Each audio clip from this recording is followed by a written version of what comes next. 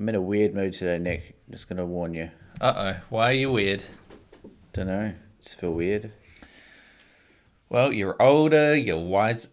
Well, you're older. Yeah. What's It's really weird funny. about you? I don't know. I think it might be a bit of the old post birthday blues. If you know what I mean. You're feeling a little bit down. Or do you just mean you had a hangover, a big night, a big weekend? Oh, don't. You know what? Don't do that. Don't put that on me. Don't assume that I'm hungover. I'm not assuming. because- That's why I asked it in the form of a question. Don't assume it in the question. Okay. And a question is an assumption. Oh, I'm sorry. Okay. I didn't realize. I thought by its nature the open-endedness was sort of implicitly not taking a side, but I was wrong. Wrong again. Wrong again. Wrong again. Okay. Yet again. Gosh, it's gonna be fiery today. I can feel it. I think it's for the best. Okay. Yeah, I'm more entertaining when I'm cranky. Okay. Yeah. Well, I'll try and keep that in mind as I cry Or myself not, to sleep. actually, or not. Uh, So, where do we begin? well, I'm gonna have to defer to you on this one. I would hate to put a foot wrong and ask another question. So, Good call. You can start wherever you want to start, and I'll support you in that choice. All right. Had a great birthday. Thanks for asking. 34 years old now. I spoke to my dad about that. He said, "Do you feel older?" I said, "No."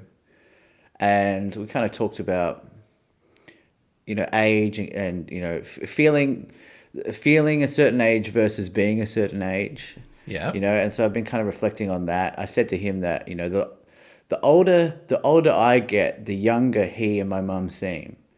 I don't know if that makes sense to you As at all. in- I'm not sure. As in, you recontextualize how old they were when you were young. Is that what you're sort of getting at? You always put it a lot more, elegantly than I do. That's exactly what I meant, Nick. Okay. That's exactly. Then You're like, I feel like You're we've like come my back on own board little- and we're in the same zone again. oh, we're back to baseline now. Okay, good. Happy to be here. Is there a correlation between the fact that you have started drinking? Because you were cranky, then you cracked a beer, you've had a little bit of a chug, it's gone down the system, and your mood quite quickly has improved for the better. I think. Well, I mean, maybe. I mean, I've been having some erratic mood swings lately, Okay. and not necessarily in a bad way, but like it just this pardon my French. this week I've been particularly manic, and I've been manic in a way that I feel like is good. Okay. Not like a Kanye West, TV tirade kind of Okay. manic. I Yeah, feel yeah. like I'm getting shit done. Let me tell you this.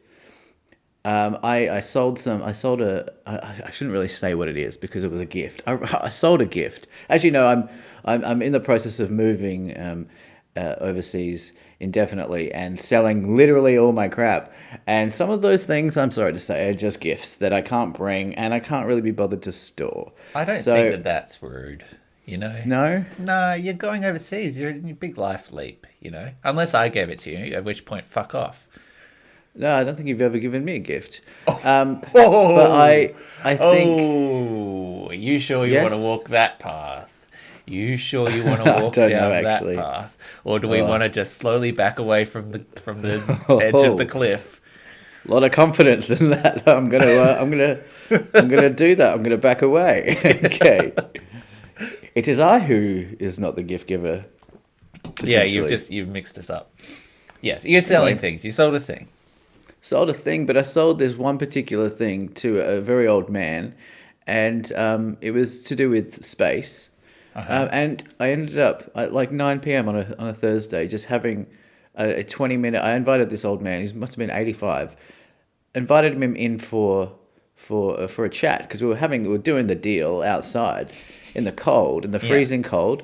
And I said, you know what? We're hitting it off. Do you want to just come inside? Yeah. And we just sat at the dining table and talked about space, and it was beautiful. Oh. It was a beautiful thing, and I honestly I honestly think that gave me so much energy that it sent me into a manic state. Okay. You got so invigorated by an 85-year-old man. Oh.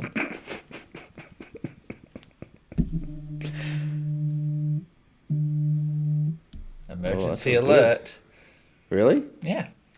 This is a test message. A test of the emergency mobile alert system. Do not do anything. Well, you've interfered with my podcast, so some things are going to happen. They don't think about that when they send those They tests don't think out. about it. They don't think about it. This No, is they government overreach, and frankly, New Zealand's had enough. Jacinda. She's still doing things over there. She's still in power. She's not in power. No, she's off on a holiday. I think she's in fact, she was invited to Harvard or something. I don't know. To study? No, to be like a lecturer. Oh, I don't know. do that. Anyway, you were being railed by an 85-year-old man. Yeah, and I was left that conversation just feeling so like energized and so, I was like literally buzzing, and I was also in the process of like kind of cleaning my shit out and whatever. But yeah, I was conscious of, because sometimes I get in these states and I'm like, oh, I think I was a bit like crazy then. But this one I was like, oh, I feel it. Uh-huh. And, I'm texting Lauren and I'm sending coursing through your veins. It is like that, but it's like in the way that I talk, and I feel like my brain's going 1,000 miles an hour, and it's coming through in my text messages. I'm sending Lauren like, one line thing, and it's just like stream of consciousness. 10 messages back to back. But also acknowledging the mania in those messages, and going off on tangents. But anyway, sometimes it's fun, Sometimes I do like to embrace it sometimes. Yeah. It can be positive. And it's probably reflective of the excitement that you're feeling for your imminent departure, right? Like, it becomes more and more real with every day. Yeah, that could definitely be part of it as well. It's, it feels like we're hurtling towards that date. But which is what, 2 weeks? Yeah, 2 weeks. Pretty much from today, it's 2 weeks. Yeah. How exciting. So the other thing as well is I had assumed that your first month at least was holiday. And if you just want to enjoy your holiday rather than you're in your bunk down remote work vibe, then that's all good as well. This podcast is a holiday to me. Chatting with you is always a holiday. Ever said. It's like being in the Bahamas, honestly. Whenever we have a little chit chat, it's paradise. It's like rain. Coldplay. Speaking of Coldplay, had a lovely birthday, and got a lot of nice messages from people. Okay. There seems to be a growing list of people who aren't saying happy birthday. Which is all good, by the way. I'm 34 years old now. It is all good. Okay. However, call them out. I know who you are. I've made a mental list. Mm-hmm. And if you think that the next time we see each other, I'm not going to be ever so slightly weird with you, then we have another thing coming. Okay. But to be fair, you've just spent 10 minutes talking about the fact that you're already feeling weird this week. Is it possible that in encountering people, there would have been a way to differentiate your general weirdness from a specific weirdness inflicted by the lack of a birthday greeting? I don't think that's ever been the case. Okay. I don't think I could do that. No. Okay, so I'm going to get it. It's going to be a different kind of weird. It's going to be a weird. It's going to be a weird as opposed to the normal weird that you often present. I'm just slightly uncomfortable. Okay, well then, you've been warned out there.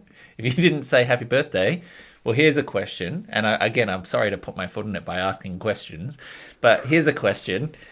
If someone listened to this podcast, realized, oh, damn it, my wife got into a car accident and I was at the hospital on Michael's birthday and, there was so much going on in my life and I just didn't get that time to message Michael. I should message him now. If you get a late message now, wishing you with all sincerity that you had a lovely birthday and perhaps a lovely day on which the message was sent. Michael, is that going to be forgiven and accepted with the openness of your heart, or is there no coming back from this? It will be accepted, and I encourage people to do that. Okay. And do it via deepthought@gmail.com, so we have some content coming in. Okay. Will it be forgiven? I can't say, Nick. I can't say. I don't know if I can forgive so easily, but it will be a step in the right direction. It won't be. Yeah, it won't be. Would it translate it. to more or less weirdness when then encountering that person in real life next time? I think less weird. Okay. I think it could be less so weird. it could manageably decrease the weirdness. I believe so, but who knows, man? Like I can't, I can't predict how I'm going to feel from one day to the next. Let's just see what happens. Okay. Very worrying, actually, now that I hear that and take that in. Anyway, we'll just leave that. Welcome to Deep Thought, everybody, and thank you for joining us in this podcast experience. I've stopped thinking of it as merely audio or merely mentally stimulating, but as a full 360 experience. And I encourage it's the you Deep to Thought think the same. experience. Yeah. Okay. Sitting through the I think internet. that's been done, but yeah. Oh, has it? I'm so sorry.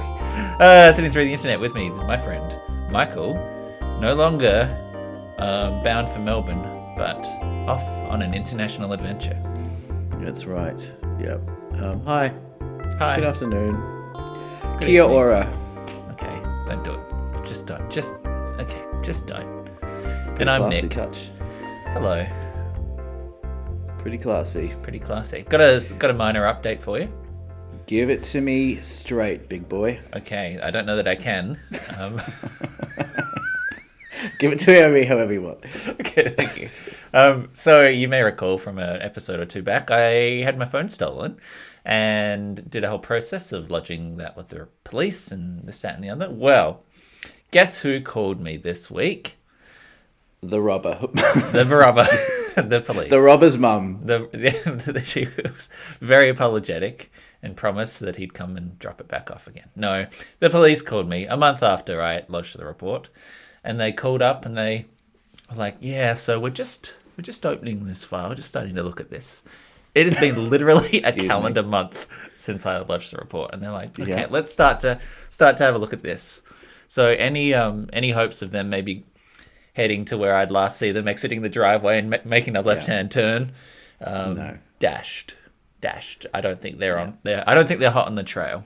No. But they did call and tell me that in order for this to be even considered for further investigation, I need to do a formal statement. And luckily, on the day of the theft, while it was all fresh, my lawyer brain kicked in and there was like, write down everything that happened, write down all the messages, take all the screenshots, put it in a document so you have it all. You could just send them the link to the episode, mate. Well, I should have, because it would have saved me some time. But I had a document there with everything as it happened, minute by minute, across the day.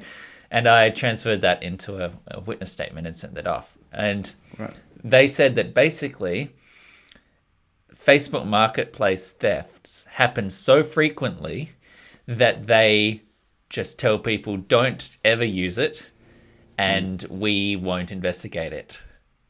So I sent through this witness statement and they said they'll take a look at it and it's possible that things will be progressed further. But basically it goes into the too hard pile and they're just like, nah, which seems a little bit like it shouldn't work that way. I don't know. I figured like if I've given you the name of the person who did it, you could at least go and say hi. But I guess it's not worth it to them. And so they're like, yeah, this is why we tell everyone never to use Facebook Marketplace.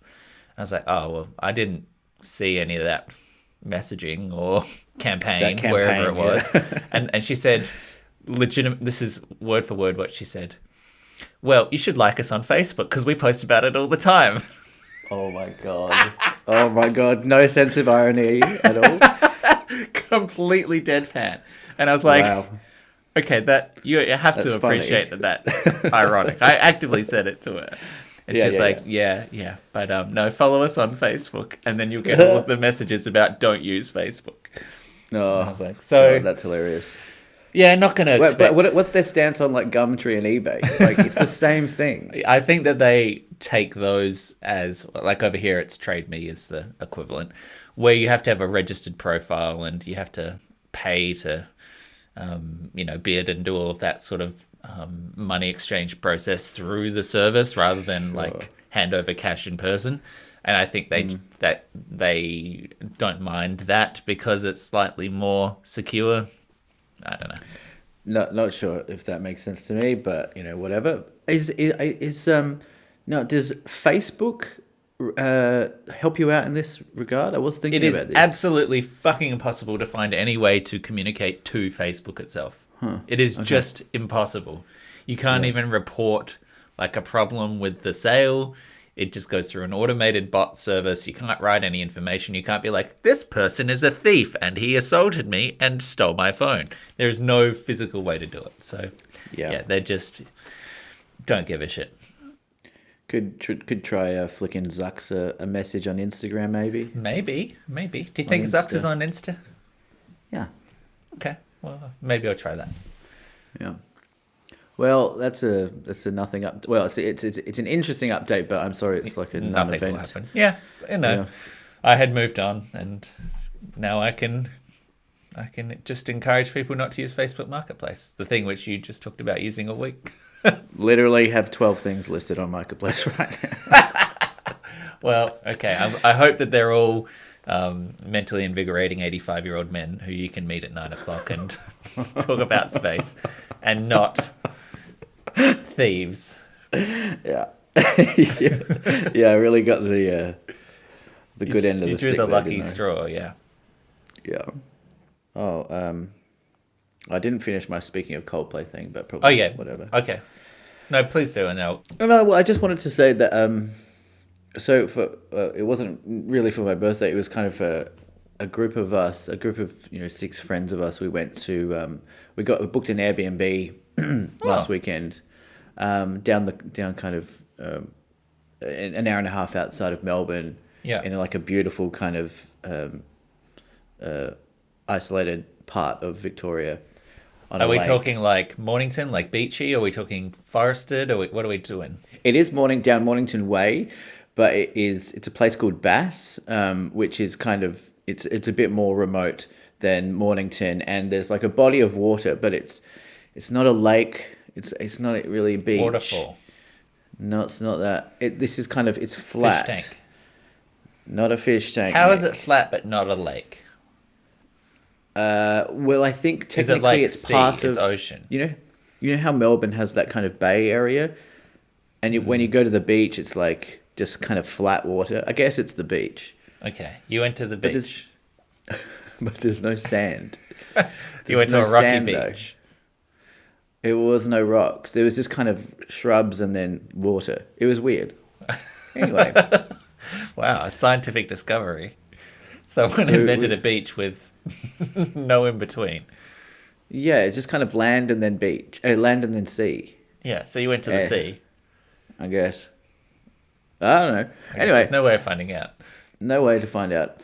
And yeah, had a lovely time down there. We had it was kind of emotional because this is kind of Lauren and I's kind of send off, just to see our close friends before we go, and I got some photos up on the old Google Nest of everyone to play on a slideshow. Uh-huh. Yeah, I really leaned into the sentimentality. Okay, but did you lean into it ironically and then find yourself actually being affected by it?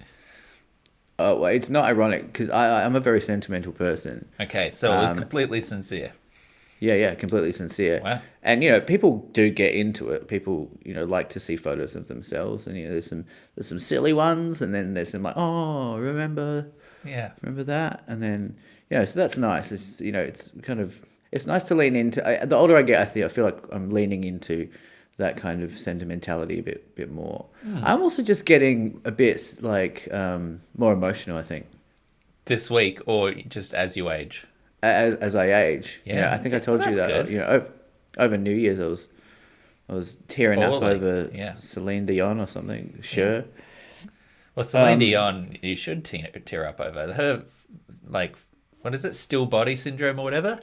Is that it? Frozen stiff bodies. Do you know about Celine Dion? She's got this fucked up medical condition where her like body is like super arthritic and she's becoming like basically immobile. It's really awful. Yeah. I'm definitely not looking that up. Things bum me that would bum me out for sure. Yeah. Yeah. And she, likes being out on tour and singing and on stage and everything, and she's had to cancel it all because she's degenerating. Got it, man. Fucking hell. Life is hard, man. Life is hard. Yeah. No, it definitely is. So we I don't really have much of a story here. I thought is this of note. We on the second day there we ended up doing acid. Oh. Took some acid and I don't know if you've probably never taken acid, but it's an interesting drug where it kind of makes you, I don't know. I've always felt like there was like kind of bugs crawling in my skin, but like it's like kind of giggly and then kind of like, loopy. You're not necessarily hallucinating, but yeah, it's a little bit loopy. And we had this beautiful house it was an interesting architectural design where they, they had this huge window kind of piece. It was like windows that kind of slant down, if that makes sense. Windows they're kind of angled on a down. Yeah, Okay, so the windows are like on a 45-degree angle or something. Right. And then the couch is kind of the nice couch is sitting there, and you're kind of watching the sunset. So we're all, getting a bit weird and getting the giggles. And we thought it'd be funny to play Yellow by Coldplay as the sun was setting. Uh-huh. And it was a joke, but then it wasn't a joke. Uh-huh. Like, I haven't heard that song in so long, and I don't, necessarily go back to Coldplay that much, but like, it was a very weird thing where I was laughing but I don't know when I was the laughing ended and the crying began, but it was just like all one thing. It was a very interesting thing to feel. Like, I didn't feel like I was upset, but I felt like I was emotional release. I don't even know if it was that. It was just like, it was like water just coming out of my eyes, but without the like feeling of, the emotionality or whatever. But I mean, that was fun. And we made a man. You made a man? We made a man. What does that mean? We made a man. We dressed up. We got some stuff like a broom and wrapped up some material as the head and put a cap on and gave it pants and we called him Brennan and we sat with him and we talked to Brennan for the rest of the night. It was great. I'll send you a photo. You can put it in the thing. He looks like a real man. He's quite attractive. The girls thought he was quite attractive. I don't know that it will look that way to me. It might look a little bit like a haunted, awful doll, like a spectre of the dark apocalypse. It was life size. Like he was a bit of a short king. He was probably 5'4", 5'5". So he's on the shorter side. But I feel like the girls were getting into him. The girls were, Okay. but he had that BDE. By about 10:30, I think there was some genuine, a little bit of flirtation going on. And look, He's the strong, silent type, Brennan. He doesn't say much, he doesn't move much, very stoic. But I think chicks dig it, man. I think chicks dig that. We'd all learn from Brennan. Yeah.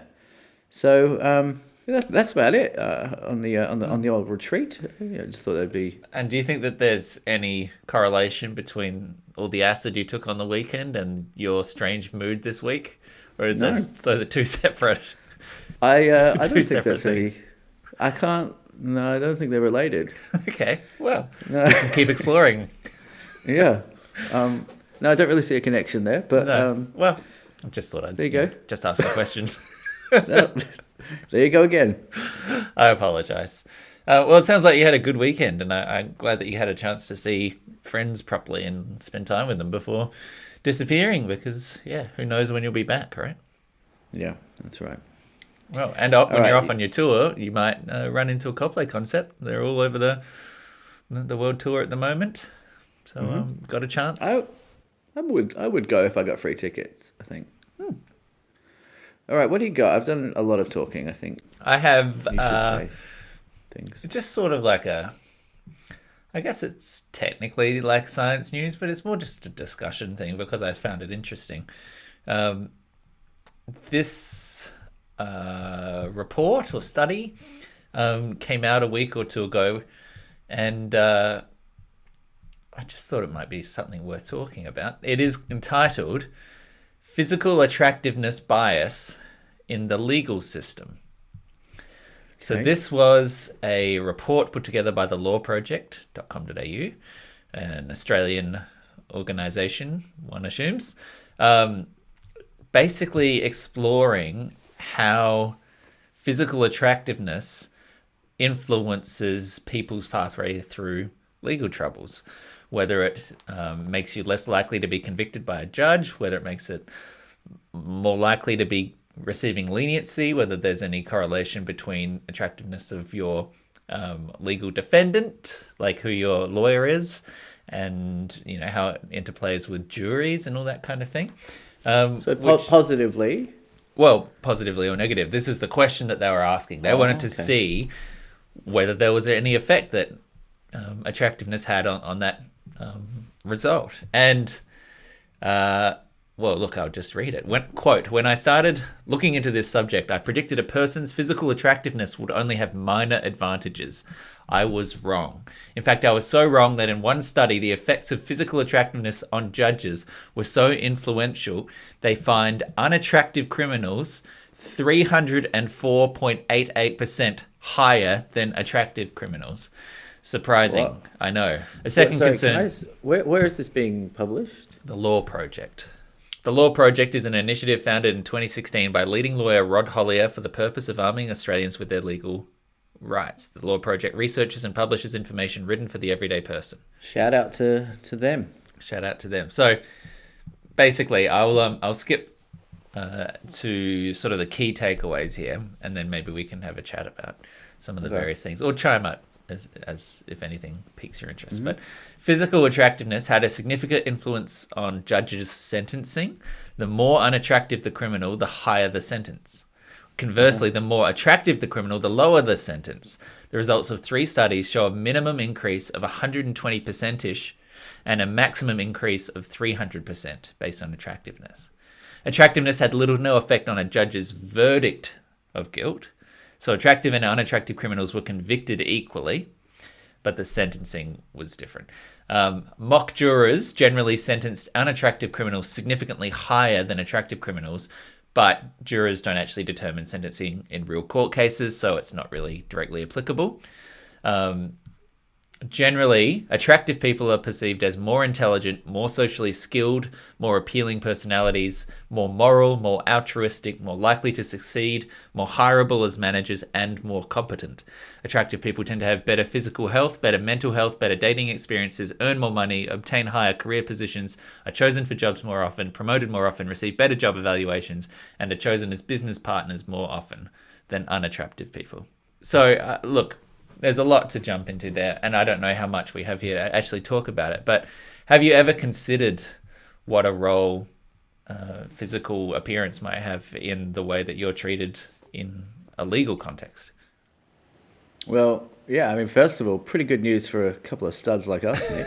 This is great news for us. This is very good news. We're super hireable. Sounds great. Sounds great.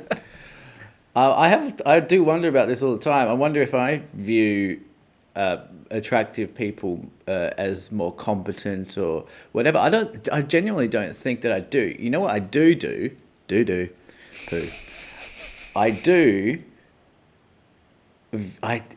sounds really bad, but I'm going to be honest because this is an honest podcast. Of course. I think that good-looking people smell better, and I think of less attractive. Oh, I hate saying this. I think of less attractive people as being less hygienic. Interesting. I know it sounds really bad, but it's in my brain. Anyway. But where's the correlation there? Like, are you looking at, for instance, if I'm just talking through this, are you looking at attractiveness as like hairstyle? And you're like, okay, shitty haircut, unattractive, bad hair, not washing hair? Like, is that where you're sort of going with it? Yeah, I feel like, anyone. This is bullshit, by the way. I'm just saying this is like Yeah, a it's thought not scientific. It's just brain. Yeah. that even like an ugly person could scrub up, like could present, pretty well, and I would view them as more attractive. Yeah. So I guess like if I'm viewing someone as less not attractive, it's because they're not presenting well. So maybe that's the correlation. And when you say presenting well, you mean like how they Dressing, dress and how they. yeah. Yeah. Okay. And all that. So I don't know. But competency is an interesting one because I actually think kind of the opposite, that if someone's good looking, then I feel like they have less of a need to develop other skills because, maybe because of this bias. Yeah. That, So you perceive that they are able to skate through life easier, and thus they're less likely to be competent. Yes, and I think comedy is an interesting example of this because you don't really see that many really attractive comedians because Stand-up comics, you mean? humor. Yeah. I guess so. But because humor is something you develop as a result of, I don't know, being bullied or whatever. It's typically not something that really good-looking people develop, apart from us, of course. Of course, yeah. We're the exception, but There I is guess always that's that thing, right? That when you go to something like when John Hamm was in Bridesmaids, and everyone's like, he's so funny. How can he be funny and also be hot? That's not fair. Like that, even though everyone's joking about it, and even though I genuinely do think he's funny, and I think on the face of it attractive, there's definitely like people don't like that you have two Exactly. things in the plus column, right? That's right. And I do think that applies Comedy to... is meant to be for the ugly people. Yeah, for uggos.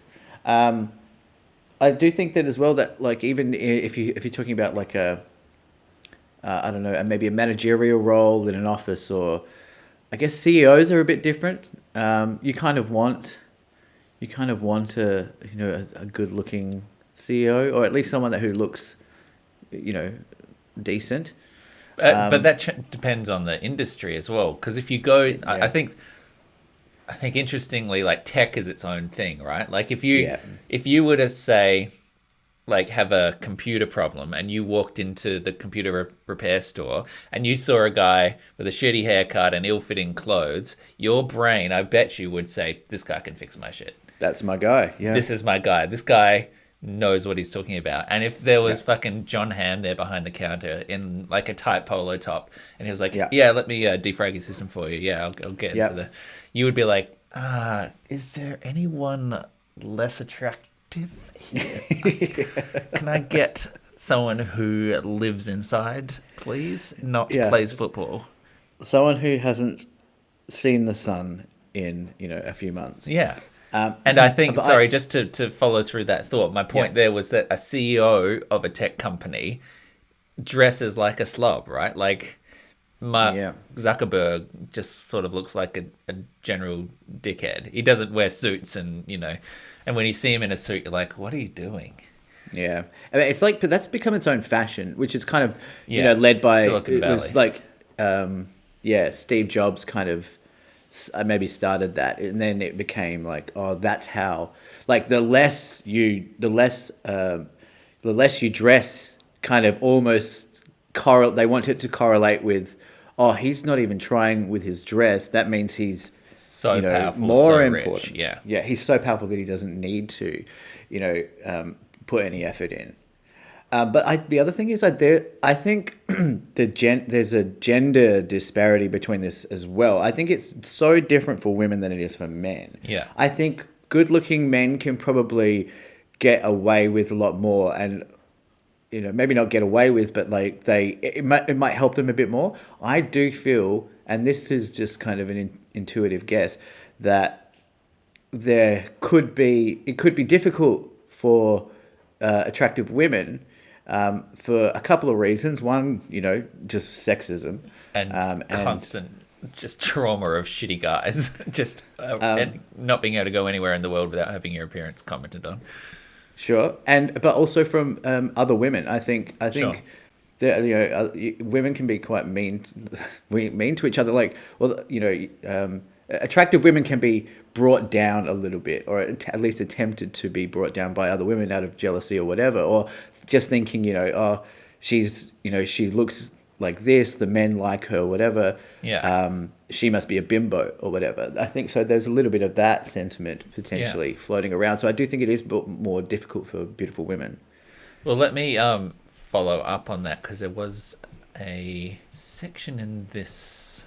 And can I just add one more thing? Please, while I look, Just coming back to the comedy thing, that it is there is such a stark disparity between what we demand of our female comedians, stand-ups, and what we demand from our males. You've got males, you've got Bert Kreischer openly, taking off his fat, he's showing his fat body with pride, right? And that's kind of his gimmick. And then you've got Louis C.K. No one gives a shit what these guys look like. But women, we actually demand that women, and this is like, I guess this comes down to who's paying for Netflix specials and stuff. But I do think there is an expectation on women to be, at least be beautiful. I think there are, there's a couple of women who, Whitney Cummings, Nikki Glaser. I don't know if you know any of these people, I do know them. Yeah. But I think there is an expectation that they've talked about it. Yeah. Yeah, like Sarah Silverman as well. Like you don't need to be like a Hollywood, beautiful woman, but like you need to be at least, men need to at least want to think that they can fuck you, or they want to before they're willing to laugh. Yeah, the studios who are putting out these specials or paying for these specials want at least for the men to think about fucking you, which sounds really gross, but I do think that's a part of the psychology of who's successful. And I think we're breaking the mold of that now, and people are more aware of it. But especially in Hollywood, I think that is a huge thing. Well, it's interesting because huge double standard. Of course, yeah. It's interesting you mentioned it. I wasn't going to go down this path, but I just watched Hannah Gadsby's latest special, and she obviously has a different audience. I don't think that she's actively trying to position herself to a straight male gaze, but very clearly is not the same mold as Nikki Glaser.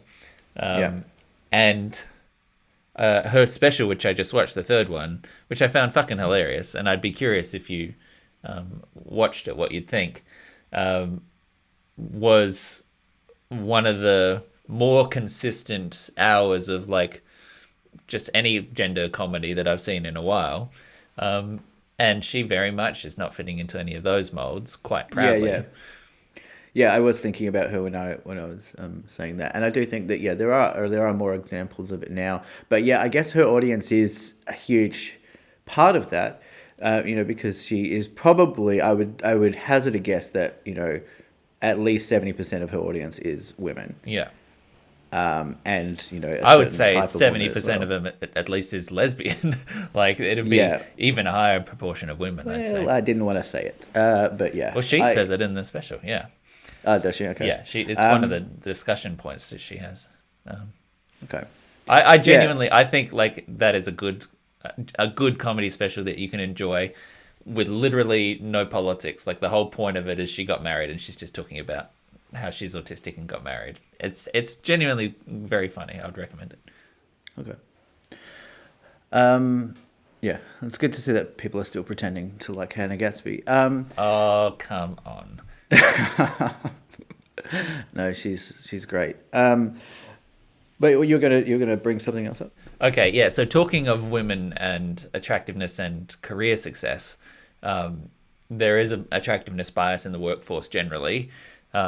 We sort of covered it off a lot at the top, but attractive people are perceived as more hireable as managers, more competent. This effect is stronger for men than for women.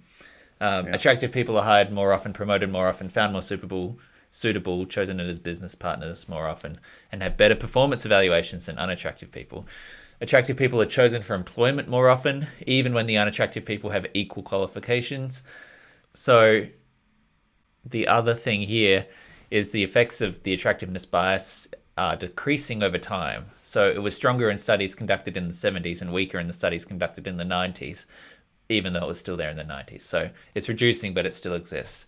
And now to get to what you're talking about women and the perceptions there. So there was a meta-analysis where researchers evaluated all the major studies from 30 years of research related to physical attractiveness and job success. And so there was this thing they called the beauty is beastly effect, which tried to argue that attractive women in stereotypically masculine jobs will be discriminated against because their attractive qualities emphasize the feminine qualities, and the feminine qualities are seen to not match a stereotypically masculine job. So yeah, interesting. That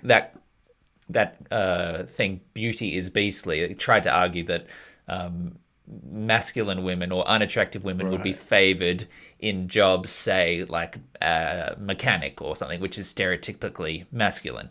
However, this was not borne out. Attractive women will be privileged even in stereotypically masculine jobs. So the physical attractiveness is always an asset. Yeah, wow. That's so interesting. Yeah. I was just trying to think of hot CEOs, and I can't think of any. I was thinking Alan Joyce is, just a garden gnome, a Qantas CEO. Yeah. I'm just trying He's to picture. awful. Yeah. Tim Cook looks a bit like a gnome as well. Mark Zuckerberg is a weird face. Jeff Bezos looks like a snake. Do you know any female CEOs, Nick? Well, I mean, does the world know any female CEOs? Yeah. I think the head of Yahoo's, or maybe that historically was the case. Marissa Mayer, she stopped in 2017. Let's Google female CEOs. Let's do it. And we'll rank them.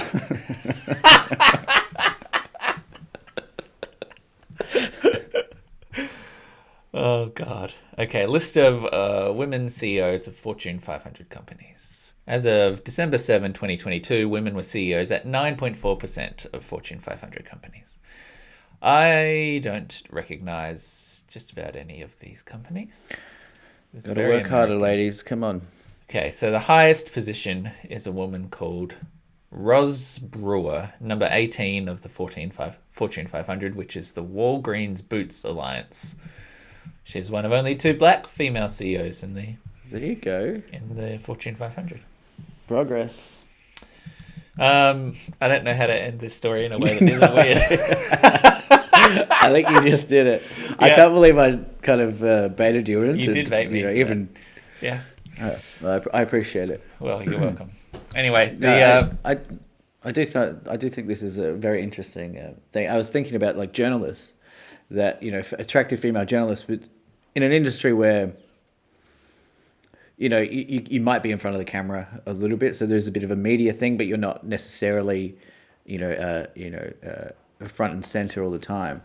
I can imagine being an attractive female journalist would be difficult. I think awful. That could be challenging more so than a man. I just don't think people really, and I know this is not necessarily true for everyone, and half of this podcast isn't heterosexual, but on the whole, I don't think the world cares about how men look anywhere near as much as I would agree with that. Yeah, I think that's very, very apparent. I suppose my question, just returning to the original initiating article here, is, does it surprise you to know that when it comes to such a high stakes field as the law, does the fact that it's even apparent in those contexts where you could get sentenced 3 times worse if you're unattractive on the exact same merits and the exact same crime and everything, merely if you have a less attractive face, does that strike you as surprising? Now, I was slightly confused by that. So, is this the jury's perception of No, so the jury doesn't sentence, and The judge does. attractiveness versus unattractiveness, people are convicted at the exact same amounts. And then the sentencing is Right. done by a judge. So we're talking about a judge's perception of the defendant Wow. here. And the differences in sentencing there is up to 3 times worse if you're unattractive. Yeah, interesting. I mean, it is a little bit difficult to like. How are they measuring attractiveness? Now, in I this? did wonder that. I haven't read the studies themselves. I would assume that there was a very straight down the middle, like classic attractiveness metric. But what is it? Face symmetry? Is it? Yeah, I would assume so. Yeah, and perhaps it's a subsequent study where they put a bunch of faces in front of people and get them to rank attractiveness on a slider, Sure. and they have Yeah, them already aggregate it. Yep. and then you hand it off to the people to then sentence, that kind of thing. Or you take photos of people who were actually sentenced in the real world and put them in front of people and get them to rate their attractiveness and see whether there's a correlation that way. Yeah. Um, Okay. And this is true even across minor misdemeanors up to serious misdemeanors. In prison, you get longer years in prison if you're unattractive, up to 174%. Your conviction is the same. Here's another one, which is an interesting twist. Baby-faced defendants. People who look young and sweet and innocent and babyish. Baby-faced. The more baby-faced a defendant, the more likely you are to win. So if you look sweet and you have the quintessential like high eyebrows and like, oh, there's no way I could have done this, I'm a simple little boy, you get away with it. Yeah, that's a good defense. That one. Yeah. Yeah. I mean that does make sense. I do get these videos popping up on my Facebook suggestions recently where it's people who have been convicted of serious crimes. Their last words, well, not their last words before they die, but their last words before they're sentenced. So they've been convicted, but then the judge says, "Do you have any last words?" And I've been watching a few of them, and it is very clickbaity. But I'm watching a few of them, and some of them are giving really impassioned, really earnest, speeches. I didn't do this, judge. I accept the jury's verdict, but I just did not do this, and then going into detail. And then I read up on it later, and it's like they definitely did it, and they did some fucked up shit. And I'm like, my radar for this sort of stuff is clearly just off. You want to believe them. I think I want to see the best in people, maybe. But are those people, like, if you went back and looked at it now, are they attractive people? Like, were the ones you're willing to believe? Like, is that something to worth considering? I don't know. Maybe I will look at them and give them a score out of 10, and then do some research later. Yeah. I will also add one other thing here, which was this has not been fully studied, but the idea of whether the attractiveness of a lawyer representing you had any influence on the end result. This was hard to get actual scientific, actual studied results on, but there was some sort of experience-based reporting, which was saying that good physique was not a necessity. Advocates could be tall, short, fat, thin, good-looking, or plain, but it's never a handicap. There were no journal articles on how it plays into the physical attractiveness of men in a law firm, but there was one on women, and one of the studies examined the current scientific literature on the effects of physical attractiveness upon people's perceptions and made inferences on how that would affect women in the legal profession. These are predictions. It's not an empirical study itself, but the academic journal article was well researched. The key takeaways were women that are searching for a job in the legal industry may have greater success if they're physically attractive. Women in the legal profession that are attractive may have more success than their unattractive peers as they're perceived in a more positive light. This is caused by a blend of many factors.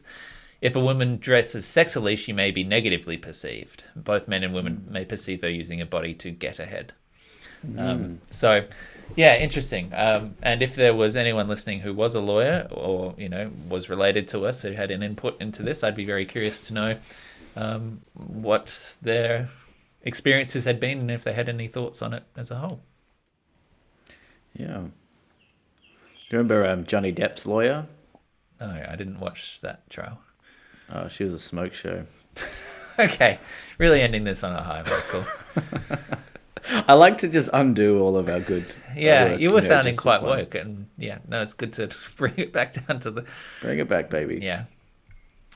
Alrighty. You got anything else for me? What have I got for my old Nicky Blue Eyes? Look, a lot of crap. I have a lot of crap for you. Okay. I don't know why I wrote this down, but I was just genuinely curious what your favorite sleep position was. Like, how do you start sleeping, and what side do you sleep on your side? As I've got older, I have come to rely on several additional pillows and cushions as I have, in the process of trying to improve my migraine life, discovered that spinal and neck position is really important and that preventative measures can help me go longer without having a migraine. So off the back of that, one of the things that I had been doing, so I'm a side sleeper.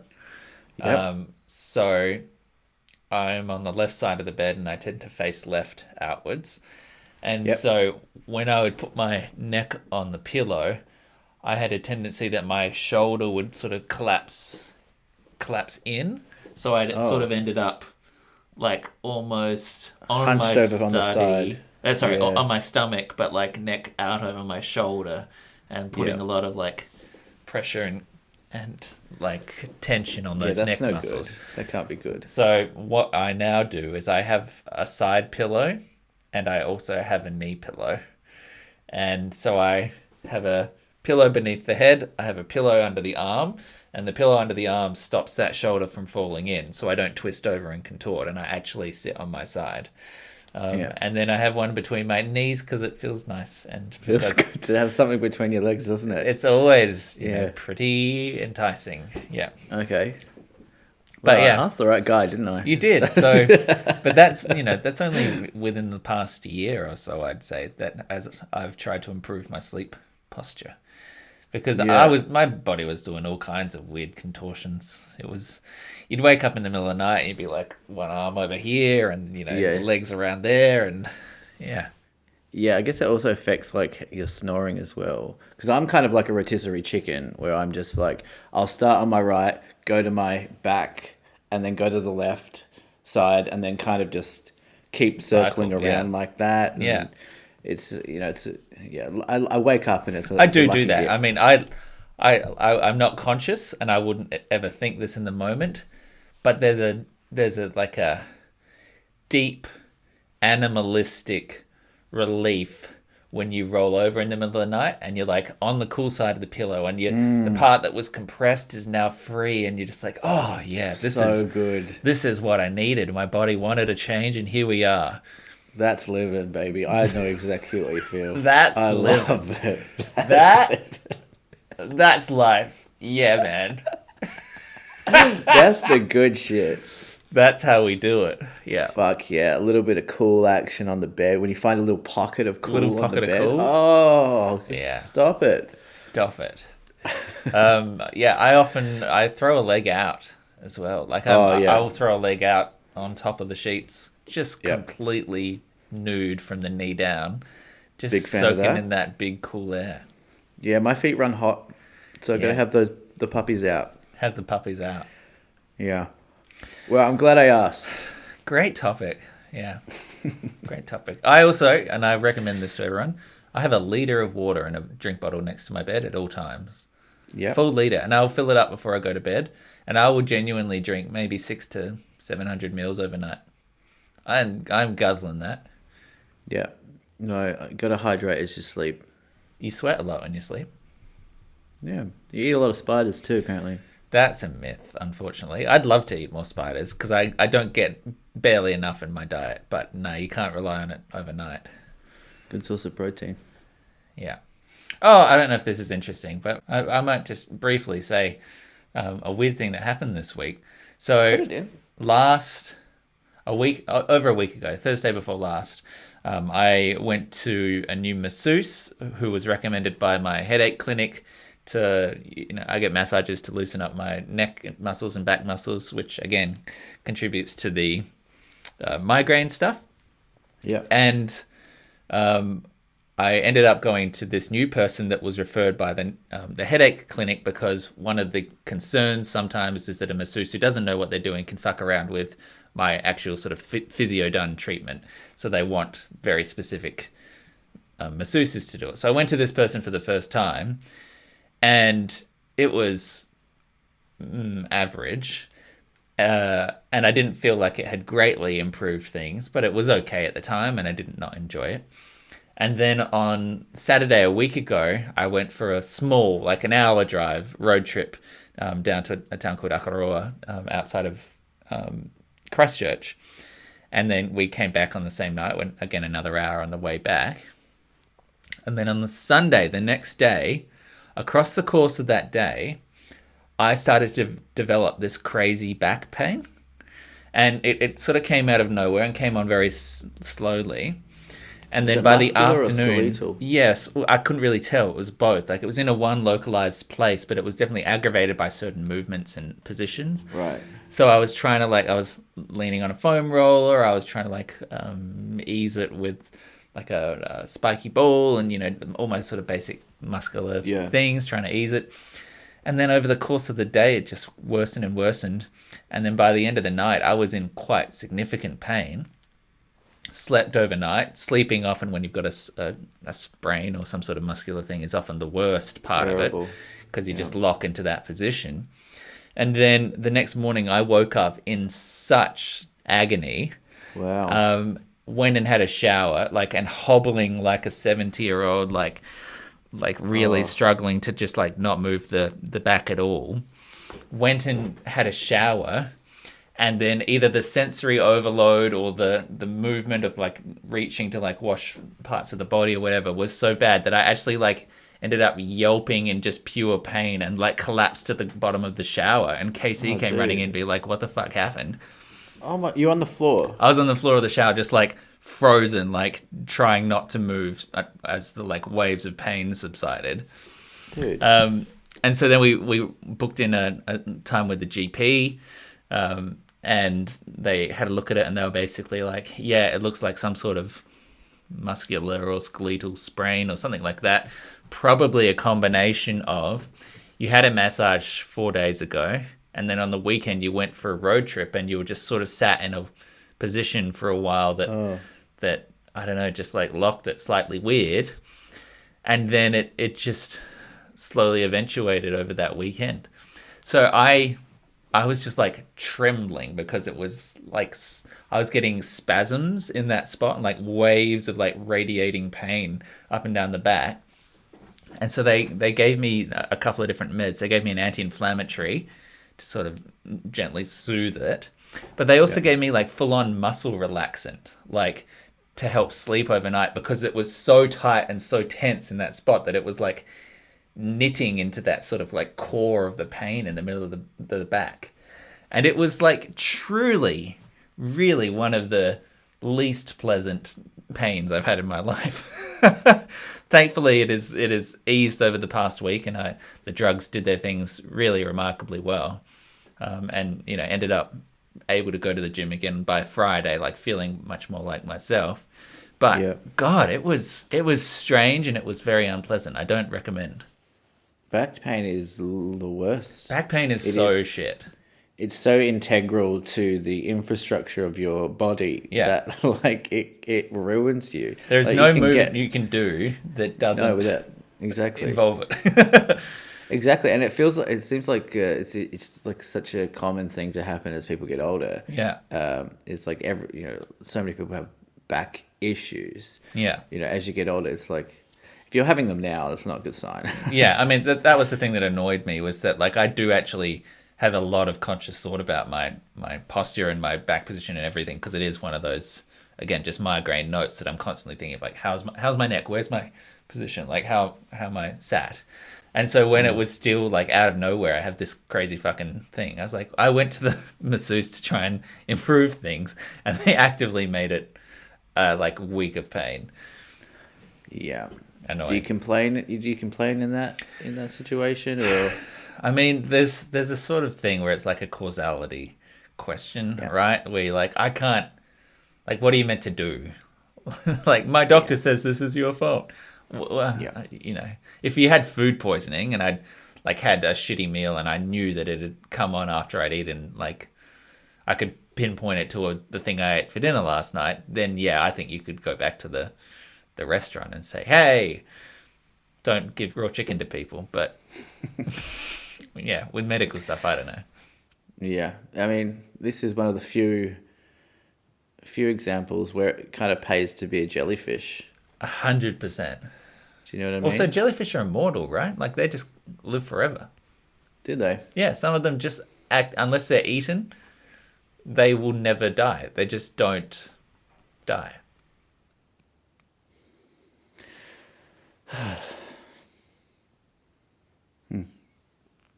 Well, you really took that hard. I'm sorry. I really thought about being a jellyfish.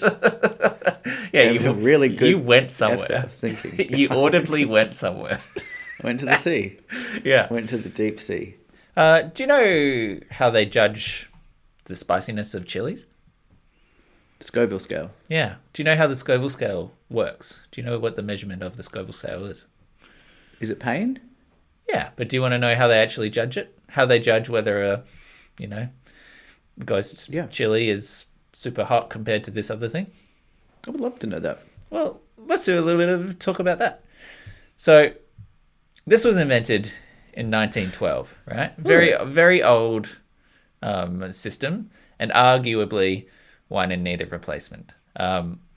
Chili pepper heat was measured by Wilbur Scoville, a pharmacist who came up with this way of measuring pepper pungency back in 1912. So here's how you do it. If you want to get a new chili on the scale, this is how they do it. You take a pepper, you dry it, you dissolve it in alcohol. Yep. Then you dilute it with sugar water, and you keep diluting it until 3 of a panel of 5 humans can no longer taste the heat. Oh. So if you have to dilute 1 unit of capsaicin-infused alcohol with 10,000 units of sugar water for the pepper's flavor to be undetectable, that pepper rates a 10,000 on the Scoville scale. Huh. So that's actually what it is. And that is kind of rubbish because humans are... It is a very early, very it's a very variable. 100 years ago way to measure something. Look, 1912, no shame. You had some other shit going on. Great idea. Someone had to start measuring it. Yep. We have computers now. We have technology. Humans are actually very good at detecting capsaicin, but they're not nearly as good as a high-performance liquid chromatograph. So we can measure them without diluting them in sugar water and assembling a panel of humans that have different perceptions of heat and palates that get fatigued, and it's a job for a machine. So one of the researchers in this article here, a guy called Paul Bosland, studied chilies at the New Mexico State University, and his name is so closely tied. I mean, if I love that. I love that he's at a party. He's like, "What do you do? What do you study?" Chilies. I'm a chili guy. Yeah. I study chilies. His name is so closely tied to capsaicin that when the school raised $1 million to endow a professorship devoted to pepper research, they're doubling down. The officials named it after him. So pure capsaicin in parts per million is 1 million ppm. 1 ppm translates to 16 Scoville units, so that scale tops out at 16 million. The Carolina Reaper, one of the very hottest peppers going, comes in at 2.2 million Scoville. Jalapenos sort of come in a more normal range of 4,000 to 8,000. Hungarian hot wax peppers, 5,000 to 10,000. Never But heard the of ranges are maddening. You can grow the same kind of pepper in the same field and get different heat levels depending on the environment, the weather, and the ripeness. If it's a different cultivar and you're growing it in a different place, it's completely different. the Scoville scale itself is a bit OTT in my opinion. Like 6 million, like you could. What do you do with that number? Condense that. You could. Yeah. But chilies are an interesting vegetable. Are they a vegetable? Yeah, I guess they're vegetable. Because they, I guess, like, you know, it's a self defense mechanism, isn't it? Like the spiciness is a self defense mechanism of you know, basically a plant. Yeah. And we've learnt to kind of ingest it and use it in food and get enjoy. I mean, we both love spicy food. You know, it's like there's like this weird euphoria. I don't know. It's probably tied in with like masculinity or ego for some of us. We won't say who. Same thing. Yeah. But like it's a very interesting kind of, you know, vegetable. Also, like a cousin of, you know, evolved from capsicums, which is just like the most, you know, inoffensive vegetable there is. And then it's just kind of taken a bad turn. It's just like the bad boys, Grew up like on the wrong side of the doing tracks. drugs, you know, comes back and Yeah. He's got a tattoo. He's got a tattoo, smoking. Yeah, it's just like capsicums are just the nice Christian family. They're just like, I don't even know you. But I think if they're capsicums still show love for their relatives. Like, and the chili's trying to like pull away, but capsicum's like, you always have a homie. You always can come back. You're You're still one of peppers. us. We are all peppers. Exactly. And peppers stick together. Hot Ones. You watch Hot Ones, don't you? Yeah, every now and then. Yeah, I remember good that you guest. imported some of those sauces to do your own Hot Ones at a Christmas. We did our own Hot Ones, yeah. Yeah. It was fun. Did you ever hit anything that was too hot for you, or did you enjoy all of them? We were all just so drunk that it didn't matter. It was, no, it was a fun thing to do. I'm not sure if I'm a huge hot sauce guy. Like, I think I want to be, but I'm just like, is hot sauce that good? Like, It's a maybe very hot American condiment, right? Like, it's a thing that Yeah. you put on cuisine over there because American food's bland, or because there's a lot of great, like, Mexican food everywhere. Yeah. But I don't think in our day-to-day life you're going down to the cafe and you're ordering your your BLT and wishing that the hot sauce was on the No. table as well. It's not quite the same. No. Yeah, I'll take hot sauce on a like a taco, but like, Oh, yeah. I'll take a spicy mayo over anything, like no matter what it is, A spicy mayo over anything. over any condiment. If I see spicy mayo on a menu, I'm getting whatever that is. Okay. And by spicy, you mean hot chili, or do you mean like a chipotle mayonnaise? Oh, I love a chipotle mayonnaise. I don't really mind. Okay. Is it spicy and mayo in the same, like next to each other? Yeah. It's like 100%, yin and I'm yang. getting that. Yeah. World peace has been found, and it's chipotle mayonnaise. Yeah. Well, good discussion. If Great. you've enjoyed this episode, Okay. then I appreciate you, and I think that you have proven yourself to be one of the more attractive people out there. There are plenty more episodes on our feed, so get scrolling down that thing and pick a random one out. 157. I don't know what happened then, but maybe that's the one to go check out. There's also plenty of ways to get in contact with us. If you want to find us on Facebook or flick a message on Instagram, send an email to deepthought@gmail.com. We'd love to respond to you and include you as part of the Deep Thought family on the show. So don't be afraid. Yeah, we want this to be interactive. And I keep banging on about this, but like, if you're listening to us on Spotify, can you just do 5 stars? Because, or just do whatever you want. But I feel like it's right there. You can do it. I've just started grabbing people's phones and doing it on their phone. Just random people on the street or people Random that you on the know. street. I'm like, hey, you old lady, give me a phone. She's like, I don't have a phone. I'm like, Okay. we'll find one. Now I'm passing the responsibility down the chain. Now you need to go steal someone's phone. Guerrilla marketing, baby. Good takeaway. Have you got me an outro? Have we got a story? Have we got a This might be more my frequency right now, Nick, but I got a couple of hypotheticals for you. Okay. Just dumb ones. Dumb hypotheticals. All right. Hit me. I'll start you with this one, and then if you don't like it, we'll go to the next one. All right. So hypothetical here that I saw on Twitter. Okay. Still hanging around on Twitter. I actually probably saw this on Instagram, and it was screenshotted from Twitter. Okay, then that's fine. Yeah. All right. So $10 million right now $10 in your hand, but there's a catch. In my hand. Not a digital Cash. transfer. Tax free. Oh, under the cash. Under the counter. Okay, $10 million, but there's a catch. A snail is chasing you for the rest of your life, and if it touches you, you die a terrible death. The snail cannot be killed. It knows your location at all times, and its only purpose is to find you. You going to take that? Yeah, easy. That's going to be tough to... I guess you could... So fucking easy. Well, you're just going to flee the country. Yeah, I mean, it can't cross water, for one.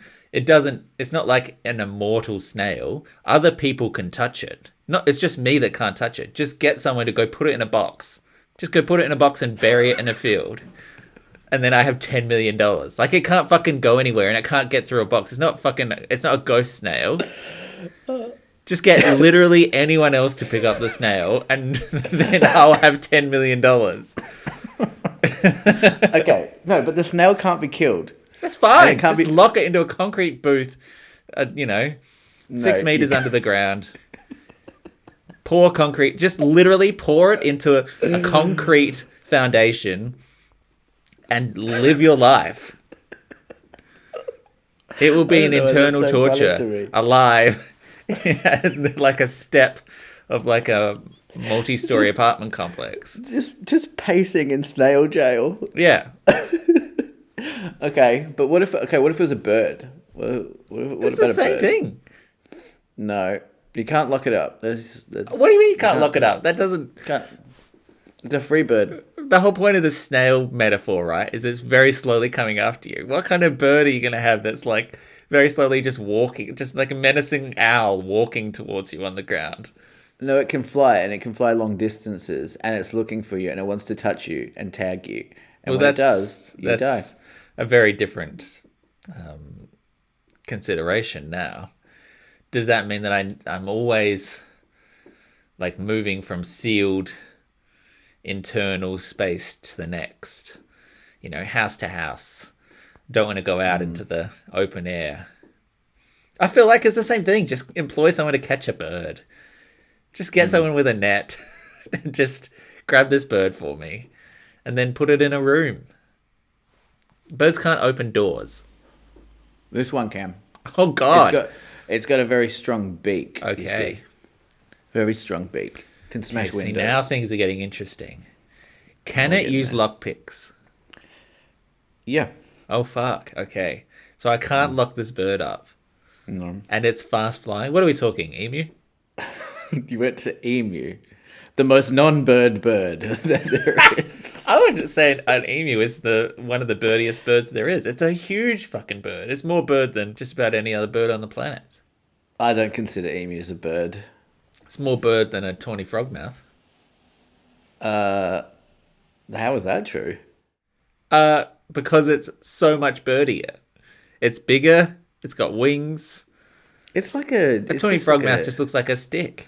I love tawny frogmouths. They're very cool. Yeah, all right. Well, maybe. I don't know. When I read that, I was like, oh, this will be good. It was good. And then... It was also very easy. Yeah, it was easy. But in my head, I was like, oh, yeah, that's actually pretty good, Yeah. Just a side question, just a little admin that, you can leave in or whatever. A little bit of admin in the middle of the game. They've switched off. I had an idea for an episode we could do. It would require a little bit of homework, but we could do our own off menu. That might be fun. Oh, yeah. That's a fun idea. That might be a nice while you're traveling kind of idea. Yeah, something like. Anyway. Yeah. I'm sure they won't care. Yeah, who cares? Yeah. Do we care? I don't care. I don't give a shit. I don't fucking care. I'm so cool. I just don't even care at all. I don't care about you. I don't even care what other people think. That's how cool I am. That's really cool. I don't even think about it. Do you care what I think? I don't care about what anyone thinks because I'm just a cool guy. I do.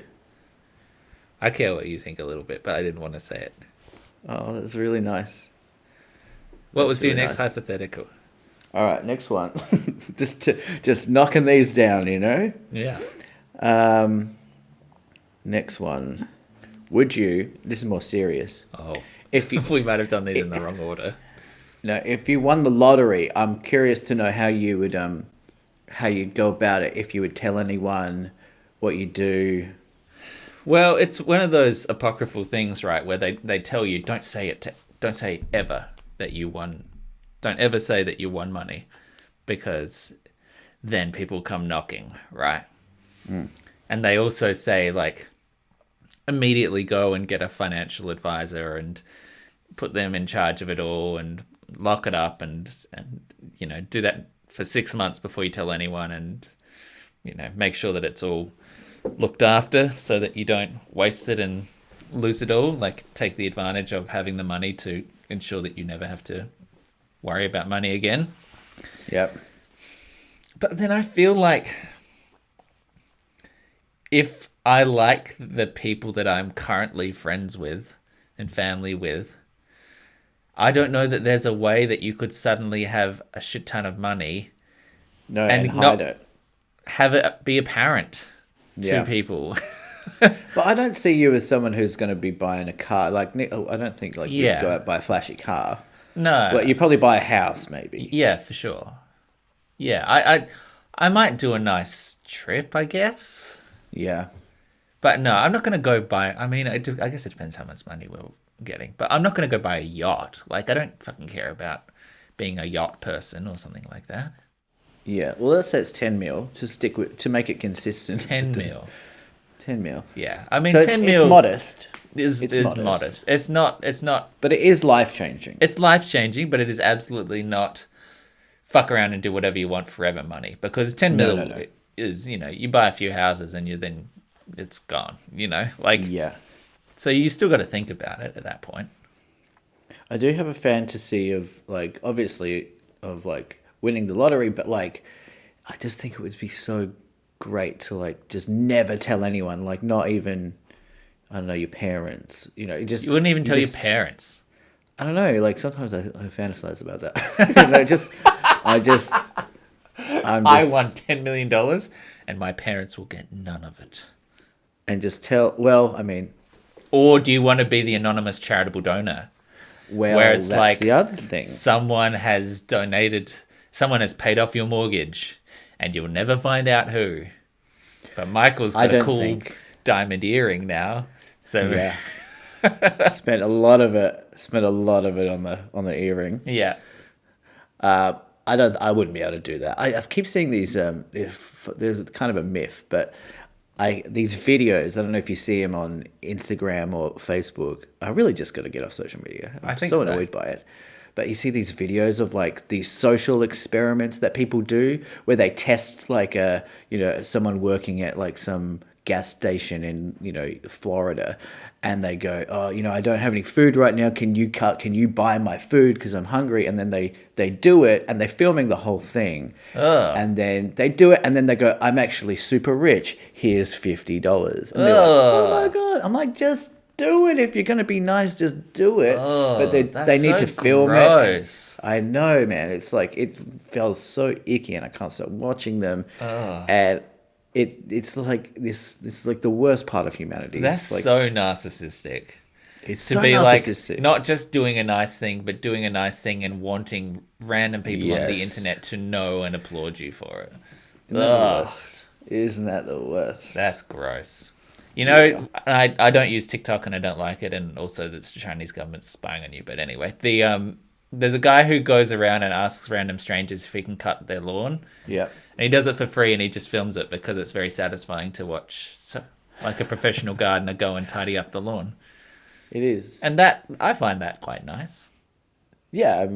I mean, he's just putting out good content. I think. Yeah, that's just classic content. It's classic That's content. just a classic grass trimming content mill. Yeah. That's a very hard sentence for me to say. I had to really think about every word as they came out. Glass Obviously. trimming content mill. I feel like lately, my speaking gets a little bit tougher. Like I do feel like words are falling out of my brain. Just end it there. No more follow up. The acid really didn't do anything though. It was good.